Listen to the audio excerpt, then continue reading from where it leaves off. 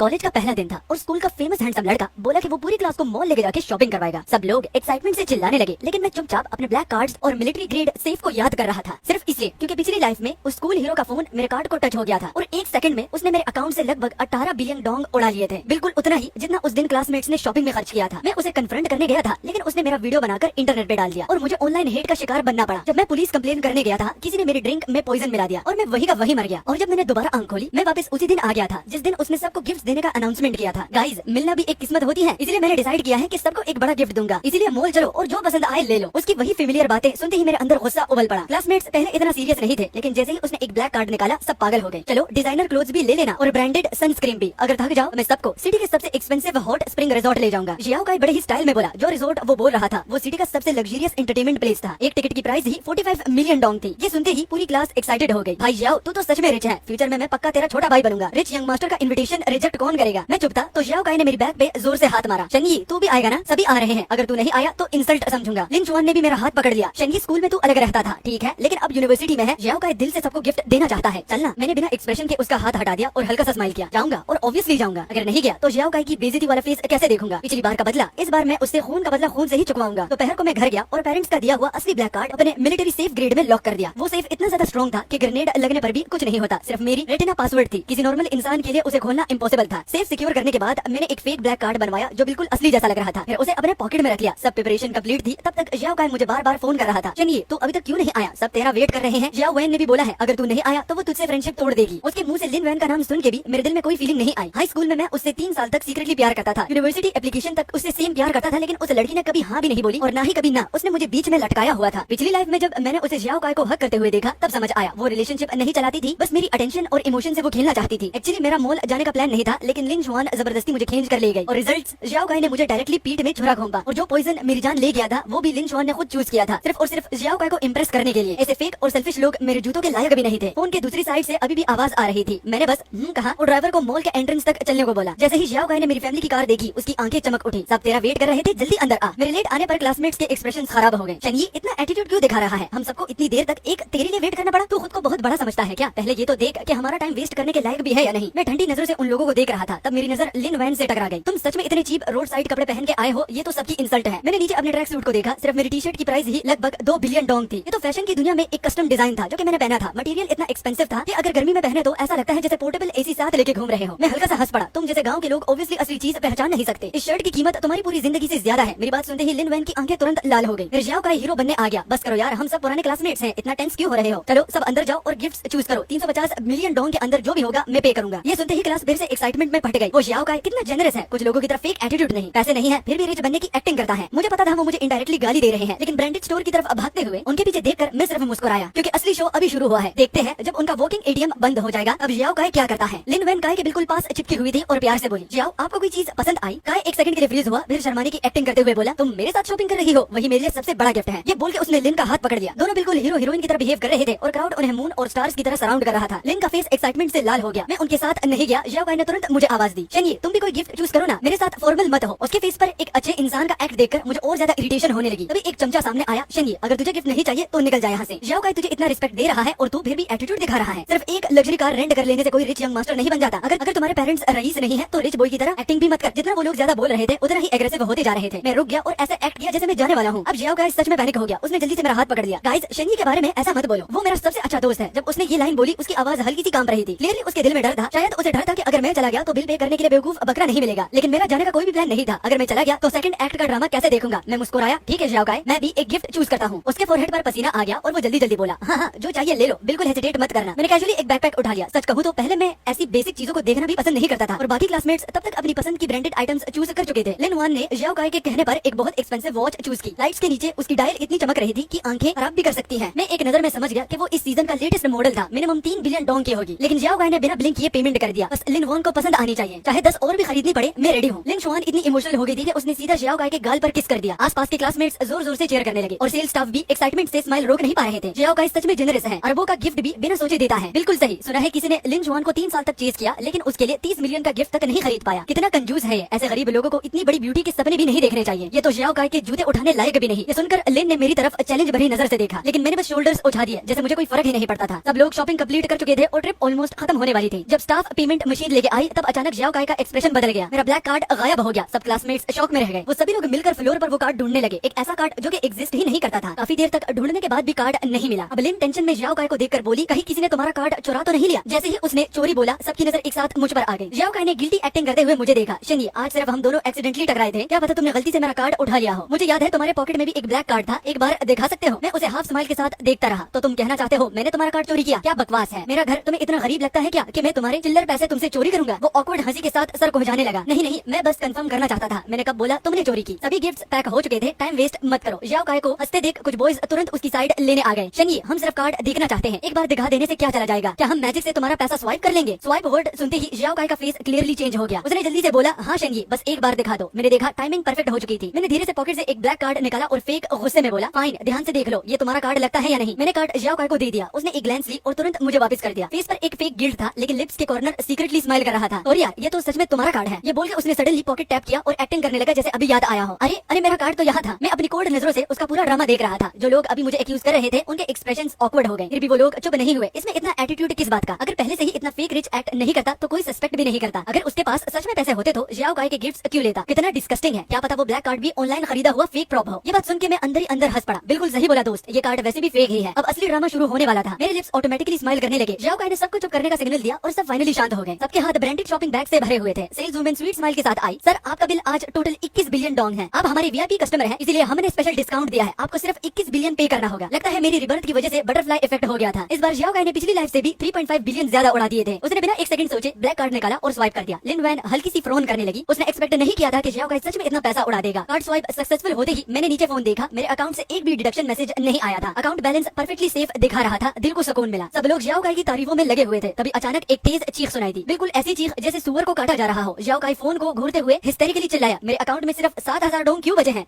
ये बोलने के बाद उसे अचानक एहसास हुआ कि वो अपना कंट्रोल खो चुका था। थोड़ी देर पहले जो अमीर यंग मास्टर वाली इमेज उसने इतनी मुश्किल से बनाई थी, वो लगभग टूट ही गई थी। शर्मिंदा होकर उसने जल्दी से बात संभाली, मेरा वो मतलब नहीं था। आसपास के क्लासमेट्स एक दूसरे को कंफ्यूज नजरों से देखने लगे, फिर तुरंत उसकी तरफदारी करने लगे। अरे यंग मास्टर जियाओ इतने छोटे पैसों की क्या ही परवाह करेगा? लगता है कार्ड की लिमिट खत्म हो गई होगी। थोड़ा वेट करते हैं, बस यंग मास्टर जियाओ घर वालों को एक कॉल कर देगा, सब सॉल्व हो जाएगा। हाँ यार, वैसे भी हम सबने उसके गिफ्ट्स लिए हैं, ऐसे कैसे हम जियाओ काई को एम्बैरेस होने देंगे? ये आखिरी लाइन सुन के मैं सच में हंसी रोक नहीं पाया। मेरी हंसी सुनते ही सबका अटेंशन मेरी तरफ आ गया। हंस क्यों रहे हो? क्या तुझे भी यंग मास्टर जियाओ से गिफ्ट नहीं मिला था? अब थोड़ा चांस मिल गया तो एटीट्यूड दिखा रहा है। ध्यान से रहना, यंग मास्टर जियाओ बस एक सेंटेंस बोलेगा और तेरा पूरा घर बर्बाद हो जाएगा। बर्बाद और मैं, तुम लोगों के सो जियाओ फैमिली भी मिल जाए ना, तब भी मेरी घर की सेविंग्स के चिल्लर के बराबर नहीं होंगे। उसी वक्त 1.7 बिलियन युआन गायब होने की वजह से मेरा जियाओ काई के साथ झगड़ा हुआ था। अगर उसने उस टाइम ऑनेस्टली सब एक्सप्लेन कर दिया होता तो शायद मैं उसे कुछ और दिन दे देता पैसे वापस करने के लिए। इतने थोड़े पैसों के लिए दोस्ती तोड़ना वैसे भी बेकार था, लेकिन प्रॉब्लम ये थी कि उसे मेरे सिर्फ पैसे नहीं चाहिए थे, मेरी जान भी चाहिए थी। हाथ में 30 मिलियन युआन वाली वॉच देखकर मेरा मूड अचानक काफी अच्छा हो गया। कौन हिम्मत करेगा यंग मास्टर काई को ऑफेंड करने की? उसे ऑफेंड करना मतलब पूरी क्लास को ऑफेंड करना। कोई उसे बुली करेगा तो सबसे पहले मैं अपोज करूंगा। ये सब सुन के जियाओ काई का चेहरा और भी खराब हो गया। वो जोर से चिल्लाया, सब लोग चुप हो जाओ। लिन वैन अब वेट नहीं कर पा रही थी। उसने तुरंत डायमंड वाली वॉच अपने हाथ में पहन ली। चमकती हुई वॉच उसके सफेद और पतली कलाई को और भी ज्यादा सुंदर बना रही थी। जियाओ काई, तुमने बोला था ना हमें हॉट स्प्रिंग रिजॉर्ट ले जाओगे, हम कब जा रहे हैं? मैं पर्सनली तुम्हारी मसाज करूंगी ताकि तुम रिलैक्स हो जाओ। बस इतनी सी बात ने काई का मूड दोबारा ठीक कर दिया, लेकिन उसने अभी भी गिव अप नहीं किया था। उसने मेरी पॉकेट की तरफ देखा। शनिए, क्या मैं तुम्हारा कार्ड दोबारा देख सकता हूँ? मैंने बिना झिझक उसे कार्ड दे दिया। वो उसे 1 मिनट तक उल्टा पुल्टा देखता रहा, फिर मजबूरी में वापस कर दिया। ऑब्वियसली उसे कुछ पता नहीं चला, ये कार्ड ओरिजिनल का परफेक्ट कॉपी था। सिर्फ एटीएम से पैसे नहीं निकल सकता था, बाकी सब असली जैसा ही था। जियाओ काई कुछ देर चुप खड़ा रहा, फिर अचानक हंस के बोला, मेरे पेरेंट्स ने अभी पैसे ट्रांसफर कर दिए, चलो सब लोग हॉट स्प्रिंग रिजॉर्ट चलते हैं। सब लोग फिर से एक्साइटमेंट में चीयर करने लगे। तभी मेरा फोन बज गया। नीचे देखा तो इन्वेस्टिगेशन रिजल्ट आ चुका था। जियाओ काई की बैकग्राउंड रिजॉर्ट स्क्रीन पर देखते ही मुझे फिर से हंसी आ गई। मेरी हंसी सुन के उसके चमचे और गुस्सा हो गए। हंस क्या रहा है? तेरी जेब तो तेरे चेहरे से भी ज्यादा खाली है, फिर भी रोज बड़ा आदमी बनने का ड्रामा करता है। मैं बिना एक्सप्रेशन के उन सबके चेहरे और नाम याद करने लगा जो मुझे सबसे ज्यादा गाली दे रहे थे। अब देखते हैं ये ड्रामा आगे कैसे खत्म होता है। उसके बाद मैं भी सबके साथ रिजॉर्ट के एंट्रेंस तक गया, जहाँ स्टाफ हमें वेलकम करने आ गया। जियाओ काई ने हाथ हिलाकर बोला, आज का सारा खर्चा मेरा। मेरे क्लासमेट्स के लिए सबसे महंगी सर्विस लाओ, सबसे महंगी वाइन खोलो, आज सब लोग फुल एंजॉय करेंगे। उसकी बात खत्म होते ही भीड़ फिर से जोर जोर से चीयर करने लगी। वेटर इतना खुश हुआ कि उसकी स्माइल रुक ही नहीं रही थी। उसने पीओएस मशीन निकाली और बोला, पर पर्सन 450 मिलियन डोंग, टोटल 30 लोग, यही लगभग 14 बिलियन डोंग। जियाओ काई फुल कॉन्फिडेंस के साथ कार्ड स्वाइप करता है और एक बीप के साथ ट्रांजैक्शन फेल्ड। वेटर हैरान रह गया, यंग मास्टर जियाओ, क्या आपने गलत कार्ड दिया है? इस कार्ड में पैसे नहीं है। जियाओ काई तुरंत शॉक में जम गया। उसका चेहरा एकदम सफेद पड़ गया। बकवास क्या कह रहा है? मेरे पास पैसों की प्रॉब्लम और और कमी है। फिर उसने मुझे सीधा घूरना शुरू कर दिया। उसकी आंखों में गुस्सा भी था और कंफ्यूजन भी। हमारी क्लास के 30 से ज्यादा लोग लॉबी में खड़े थे, जिस वजह से दूसरे गेस्ट का रास्ता ब्लॉक हो गया था। वेटर और ज्यादा टेंशन में आ गया। यंग मास्टर जाओ प्लीज दूसरा कार्ड यूज करिए, पीछे वाले गेस्ट का डिले हो रहा है। यहाँ हर गेस्ट करोड़ों खर्च करता है, मतलब सिर्फ कुछ मिनट्स का डिले और बहुत ही ह्यूज लॉस। क्लासमेट्स भी बातें करने लगे, अभी तो जियाओ काई के घर वालों ने पैसे भेजे थे ना, फिर इशू क्या है, बकवास मत करो। उसने अभी हम सब के लिए इतने महंगे ब्रांडेड आइटम्स खरीदे हैं, थोड़े पैसे की कमी कैसे हो सकती है। लिन वैन अपने मेल गोड को बचाने के लिए वेटर पर चिल्लाई, अंधे हो क्या, हम सबके हाथ में ब्रांडेड शॉपिंग बैग्स नहीं दिख रहे। जियाओ काई के कार्ड में बस थोड़ा इशू है, थोड़ा वेट नहीं कर सकते। लेकिन इस वक्त सबसे ज्यादा परेशान जियाओ काई खुद था। उसका चेहरा कागज की तरह सफेद हो चुका था, हाथ इतना काम रहा था जैसे लग रहा हो खड़े होकर छोटा हथियार हिला रहा हो। और फिर उसने अपनी नजर मुझ पर टिकाई। शनी, हम क्लासमेट्स हैं ना, तो क्या तुम पहले पेमेंट कर सकते हो? लगता है मेरा कार्ड लिमिट क्रॉस कर गया है। ये बकवास एक्सक्यूजेस सुन के मेरे दिल में ठंडी हंसी निकली, लेकिन बाहर से मैंने एक्टिंग की जैसे मुझे बिजली का झटका लग गया हो। भाई मेरी कार भी रेंट की है, मैं कहाँ से 14 बिलियन लाऊं? मुझे बेच भी दोगे ना तो भी इतना पैसा नहीं मिलेगा। जियाओ काई ने क्लियरली मेरी बैकग्राउंड इन्वेस्टिगेशन की थी, वो जानता था मैं कौन हूँ। फिर भी उसने दूसरों को मुझे गरीब कह के इंसल्ट करने दिया। मैं चुप रहा और अब ये बंदा मुझसे पैसे उधार मांग रहा था। सपना देख रहा है क्या? टाइम धीरे धीरे निकल रहा था और आसपास खड़े गेस्ट गुस्सा होने लगे। ये रिजॉर्ट बिजनेस कैसे चलाता है? 30 लोग यहाँ मूर्ति बन के खड़े हैं, हमें अंदर जाना है या नहीं? मैनेजर को बुलाओ, मैं कंप्लेन करूंगा। कुछ गुस्से वाले गेस्ट तो सीधा गाली देने लगे। पैसे नहीं है तो निकल जाओ यहाँ से, अगर पैसे हैं तो जल्दी पेमेंट करो, बस जगह घेर के बस खड़े हो तो दफा हो जाओ यहाँ से। तुरंत जियाओ काई का चमचा भी डिफेंड करने आ गया। हमारा यंग मास्टर जियाओ के पास पैसे की कमी नहीं है, बस एक सेंटेंस में तुम्हें बैंकक्रप्ट कर देगा। हिम्मत कैसे हुई ऐसी बात करने की? लेकिन ये बेवकूफ समझ नहीं पा रहा था कि जो लोग इतना पैसा खर्च कर सकते हैं वो सब बिजनेसेस वर्ल्ड के बड़े लोग हैं। सिर्फ जियाओ काई क्या, पूरी जियाओ फैमिली भी मिलकर उन्हें ऑफेंड करने की हिम्मत नहीं करती। शायद जियाओ काई को भी समझ आ गया था कि मुझसे पैसे निकलवाना इम्पॉसिबल है। अभी तक जो 2.1 बिलियन उसने उड़ाए थे वो सब असल में उसके लिए खून के आंसू जैसे थे। ये सोचकर ही उसका दिल जल रहा था। आखिर उसने दांत पीस कर कहा चलते हैं। लिन वैन कंफ्यूज हो गई, कहा हम तो हॉट स्प्रिंग रिजॉर्ट नहीं जा रहे। जियाओ काई ने मुट्ठी इतनी जोर से बंद की कि उससे आवाज आई। उसका चेहरा काला पड़ चुका था। बहुत धीमी आवाज में बोला, मॉल वापस चलो, रिटर्न करना है सारी चीजें। जियाओ काई के मुंह से रिटर्न करने सुनना किसी फैंटेसी से कम नहीं लग रहा था। आसपास का माहौल एक सेकंड के लिए बिल्कुल जम गया। फिर वेटर का चेहरा तुरंत बदल गया। रिफंड चाहिए तो जल्दी निकलो यहाँ से, हमारे बिजनेस का टाइम वेस्ट मत करो। गरीब स्टूडेंट होकर बड़े आदमी बनना बंद करो। अगर और ड्रामा किया ना तो सिक्योरिटी बुलाकर बाहर फेंकवा दूंगा। उसकी बात खत्म होते ही कुछ बड़े बड़े सिक्योरिटी गार्ड्स सच में हमें घेरने लगे। हमें हॉट स्प्रिंग रिजॉर्ट से लिटरली बत्तखों की तरह भगा दिया गया। बाहर इतनी गर्मी थी कि 2 मिनट में ही सब पसीने से भीग गए। सबका गुस्सा भी बढ़ने लगा। जियाओ काई तू पागल हो गया है क्या? रिटर्न का क्या मतलब? गिफ्ट दे दिए हैं तो वापस कैसे मांग सकता है? क्या हमें मजाक समझा है? हम पूरा दिन तेरे साथ घूमते रहे और अब ऐसा ट्रीट कर रहा है। हर तरफ से आवाजें आने लगी, इतना शोर था कि सर दर्द होने लगा। जब लिन वैन ने देखा कि जियाओ काई टूटने वाला था तो वो पैनिक करने लगी। वैसे भी उसके हाथ की वॉच की कीमत 3.5 बिलियन से ज्यादा थी। सबसे ज्यादा रिटर्न ना करना वो चाहती थी। गाइस थोड़ा शांत हो जाओ, जियाओ काई बस टेम्पररी पैसे की प्रॉब्लम में है। हम क्लासमेट्स हैं, एक दूसरे की हेल्प करना नॉर्मल बात नहीं है क्या? ये सुनते ही एक लड़का गुस्से में भड़ गया। पागल समझा है क्या? हम पूरा दिन इसके पीछे भागते रहे, ये गिफ्ट हमारी मेहनत का रिवॉर्ड है। अब चीजें हाथ में आ गई है तो वापस दे देंगे, सपना देख। जियाओ काई फ्रस्ट्रेशन में अपने बाल नोचने लगा। वो इधर उधर घूम रहा था पैनिक में। और फिर उसके दिमाग में एक घटिया आइडिया आया। शंगी के पास ब्लैक कार्ड है, अगर तुम लोग उसका कार्ड ले लो ना तो रिजॉर्ट में एंट्री कर सकते हो। बस पहले मुझे शॉपिंग रिटर्न करनी पड़ेगी, नहीं तो मैं पुलिस बुला लूंगा। वो मुझसे भी ज्यादा रिच है, आराम से पैसा उड़ा सकते हो। उसे लगा था कि सब लोग भूखे भेड़ियों की तरह मुझ पर टूट पड़ेंगे और मेरा कार्ड छीन लेंगे, लेकिन किसी ने भी बिलीव नहीं किया कि मैं रिच हूँ। शनी रिच, इसके कपड़े देखो जरा, सड़क से उठाए हुए लगते हैं। इसके सारे कपड़े भी बेच दो तो भी कुछ पैसे नहीं मिलेंगे और पुलिस बुलाऊंगा तो इस बात पर वो हंसने लगे। हम सब टॉप यूनिवर्सिटी के स्टूडेंट्स हैं, क्या हम पुलिस से डरेंगे? जियाओ काई का चेहरा और काला होता गया। आखिर उसे समझ आ गया था कि सिचुएशन कंट्रोल से बाहर निकल चुकी है। तब उसने अपना असली चेहरा दिखाया। मेरे घर के पास सच में पैसा है, गेस करो तुम्हारी जान खरीदने के लिए मुझे कितना पैसा देना पड़ेगा? अकलमंद हो तो अभी सामान वापस करो वरना जान देकर चुकाना पड़ेगा। मेरी उंगली हल्की से हिली। मैं चुपके से उसकी सारी बातें रिकॉर्ड कर रहा था। मैं तो पहले ही उसके अगेंस्ट प्रूफ ढूंढ रहा था, अब उसे बैंक करप्ट होने का असली मजा चखाना पड़ेगा। इस बार तो उसने खुद ही चाकू मेरे हाथ में दे दिया था। सबके सामने एक आदमी उतर कर आया, मोटी गोल्ड चेन पहने हुए। जियाओ काई का चेहरा तुरंत बदल गया। वो कुछ बोल भी नहीं पाया कि सीधा थप्पड़, एक जोर का स्लैप सीधा उसके मुंह पर पड़ा। किसने परमिशन दी थी तुझे कंपनी अकाउंट का पैसा यूज करने की? पता है सिर्फ उन 2 बिलियन की वजह से प्रोजेक्ट बर्बाद हो गया, कंपनी ह्यूज लॉस में जा रही है। वो आदमी अभी भी शांत नहीं हुआ था। उसने एक और जोर का थप्पड़ मारा। मुझे लगा जियाओ काई सड़क पर ही पागल हो जाएगा, लेकिन अनएक्सपेक्टेडली एक ढप आवाज के साथ वो सीधा घुटनों पर गिर गया। सब लोग शॉक में रह गए। ग्रेट यंग मास्टर जियाओ बीच सड़क किसी के सामने घुटने टेक रहे हैं। भाई मुझसे गलती हो गई, मैं सच में गलत था। उसने पीछे क्लासमेट्स की तरफ देखा जो अभी भी कंफ्यूज खड़े थे। मैंने इनसे प्रॉमिस किया था कि रिजॉर्ट ले जाऊंगा, क्या आप मुझे और 14 बिलियन उधार दे सकते हो? मैं ग्रेजुएशन के बाद कंपनी ज्वाइन करके सब वापस कर दूंगा। और बिलियन का नाम सुनते ही उस आदमी जियाओ फे का चेहरा जम गया। अगले ही सेकंड उसका गुस्सा बढ़ गया। उसकी मुट्ठी इतनी जोर से बंद हुई कि क्रैक आवाज आने लगी। जियाओ फे के माथे की सारी नसें उभर आई थी। तो मतलब वो 2.1 बिलियन तुमने इन लोगों पर उड़ा दिए? जियाओ काई आज अगर मैंने तुझे मार नहीं डाला ना तो मेरा ये जो जियाओ सरनेम है तो मैं इसे कभी भी यूज नहीं करूंगा। ये बोलते ही उसने जियाओ काई के मुंह पर एक और जोर का पंच मारा और कुछ ही सेकंड्स में जियाओ काई का चेहरा सूअर जैसा सूजा हुआ लगने लगा। नाक से खून बहने लगा। जब उसने देखा कि कुछ लोग भागने की कोशिश कर रहे हैं तो वो और घबरा कर चिल्लाया, भाई ये सब इन लोगों की गलती है, इन्होंने ही मुझे गिफ्ट खरीदने के लिए फोर्स किया था। आपको मुझ पर यकीन करना होगा, मैं आपका छोटा भाई हूँ। सामान अभी अभी खरीदा गया है, अगर रिटर्न हो गया तो कंपनी का पैसा वापस आ जाएगा। ये सुनते ही जियाओ फे रुक गया। उसने सब लोगों को एक नजर देखा और ठंडे टोन में अपने गार्ड्स को ऑर्डर दिया, इन सभी के हाथ से ब्रांडेड बैग्स छीन लो, सब गाड़ी के ट्रक में डालो और रिटर्न करने ले जाओ। लेकिन उसने इंसान की लालच को अंडरस्टिमेट कर दिया था। उसकी बात खत्म होते ही सब लोग जान बचा के भागने लगे। गार्ड्स ने पीछा किया लेकिन रात बहुत अंधेरी थी, सिर्फ कुछ अनलकी लोग ही पकड़े गए। लिन वैन नहीं भागी, वो वही खड़ी रही, फुल इमोशनल एक्टिंग कर रही थी। मैं वॉच वापस कर सकती हूँ, मैं जियाओ काई के साथ सिर्फ पैसे के लिए नहीं हूँ। मैं साइड में खड़ा सब देख रहा था, मुझे सब समझ आ रहा था। वो सोच रही थी कि चाहे जियाओ काई गिर भी गया हो फिर भी वो एक रिच फैमिली का लड़का है, अगर उससे चिपक कर रहेगी तो फ्यूचर में पैसे की कमी नहीं होगी। चाहे अभी 3 बिलियन का लॉस हो जाए, शादी के बाद सब रिकवर हो जाएगा। लेकिन जियाओ फे कोई आम आदमी नहीं था, था। एक नजर में उसने उसकी असली सोच समझ ली। जियाओ काई को रोते हुए लिन वैन से चिपकते देखकर वो ठंडी आवाज में बोला, तुम जैसी गरीब लड़की भी खुद को वर्दी समझती है। लिन वैन एक कदम पीछे हट गई। क्या? जियाओ फे ठंडी हंसी हंसा, ऐसी ट्रिक्स मैंने बहुत देखी हैं, सिर्फ मेरा बेवकूफ भाई ही इसमें फंस सकता है। हमारी जियाओ फैमिली कभी भी तुम जैसी गोल्ड डिगर औरत को घर में एंट्री नहीं देगी। लिन वैन की आंखें तुरंत लाल हो गई। उसका चेहरा कभी सफेद कभी लाल हो रहा था। आखिर उसकी आंखों में रिग्रेट दिखने लगा, लेकिन अब बहुत देर हो चुकी थी। वो वॉच पहले से ही वापस कर चुकी थी। अब उसे दोबारा पाना इम्पॉसिबल था। मतलब 3 बिलियन सीधा हवा हो गए। मैंने दिल में जीप चटाई, ना पैसा मिला ना आदमी। सच कहूं तो अगर वो वॉच लेकर भाग जाती तो शायद 3 बिलियन उसके जेब में होता। मैं साइड में खड़ा ये सब सर्कस की तरह देख रहा था। जब जियाओ काई को लगा कि अब भी कोई होप नहीं बची तो उसने फिर सारा ब्लेम मेरे पर डाल दिया।